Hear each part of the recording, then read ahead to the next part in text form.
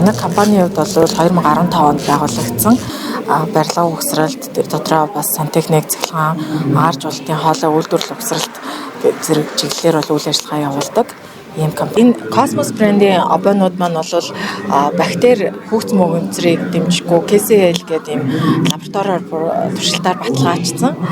Тийм учраас одоо хүний эрүүл мэндэд бас эерэг нөлөөтэй.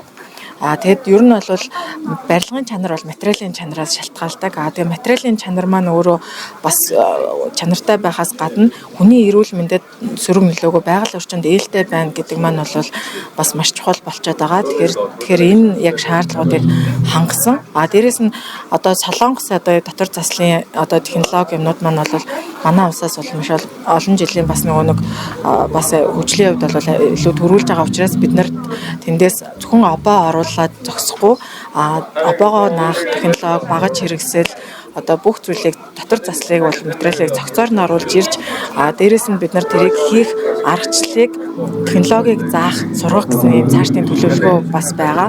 Ингэснээрээ бол барилгын өргүү зардлыг багасгах, дээрээс нь дотор заслын нойтон ажлын технологиг аль болох багасгах, хүн хүчийг 2-3 дахин бууруулах, дээрээс нь хугацаа 2-3 дахин бууруулах гэдэг маш олон давуу талтай ийм цогцоороо явах юм ажлууд байгаа юм.